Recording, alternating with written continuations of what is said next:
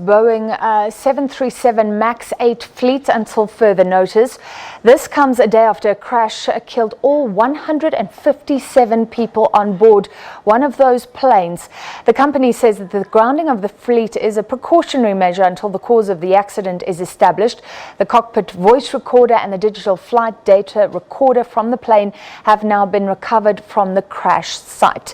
Kenyan authorities, meanwhile, have managed to contact the families of 25 of 32 Kenyan passengers. For more, we speak to SABC Correspondent Kimani. You heard her also attending that UN conference. Sarah, let's just start with a country in mourning, I guess, because most of the victims were Kenyan. Yes, indeed. 32 of those who died in that air crash were Kenyans. Most of them either coming back home from various duty visits outside the country, or others coming down for the United Nations Environment Assembly. We now have an indication of exactly who, which Kenyans we are talking about. We have university professors, we have employees of the Kenya Airports Authority, we have a journalist, and we also have other professionals who are traveling back to the country from various duty missions outside of the country. What is government saying? Is Kenyan Air also talking as well? Because this creates a whole lot of questions around the Boeings that affects all airlines.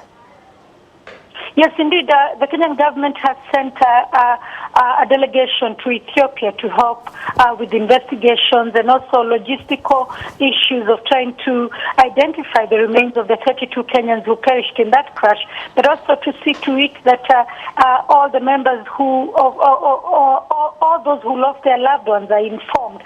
This evening, the transport minister saying at least 25 family members have now been informed of the demise of their loved ones.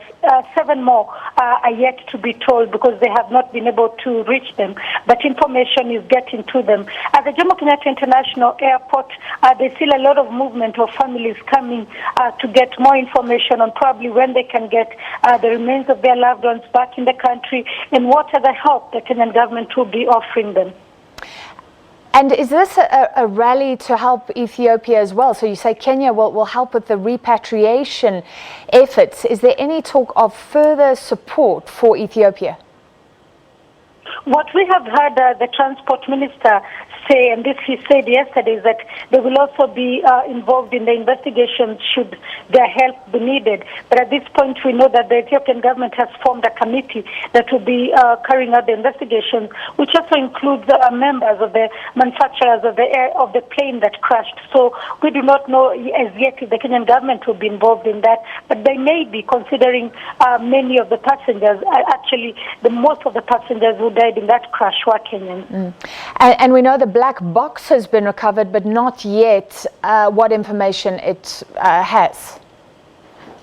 Yes, indeed. That's a ray of hope, because if you look at the crash site, there's very little that can be recovered from that site, even in terms of personal belongings, because the plane, we understand, burst into flames on impact. So it is important, and it is good news for those who are waiting to know exactly what happened, and even for the loved ones who would want to know exactly the last moments before that plane crashed. And finally, Sarah, we're going to talk about this now. So ComAir here in South Africa says it will still operate those Boeing 737 MAX 8s. Is there a lot of discussion around airline safety right now in Kenya? Yes, indeed, and a lot of people have been asking Kenya Airways to comment on the same. We're still waiting for a comment on Kenya Airways on whether it had the same, it had any of those planes among the ones that they have been using in their fleet. But we know it's not only Ethiopian. China has grounded it's the same passenger flights.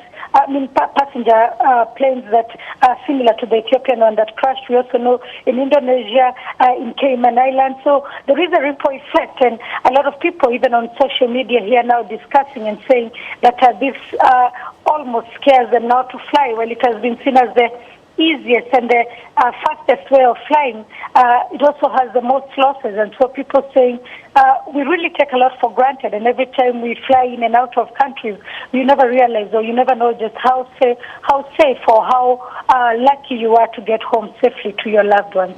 All right, thank you very much, our correspondent in Nairobi, Sarah Kimani. And let's stay with this because the aircraft manufacturer Boeing now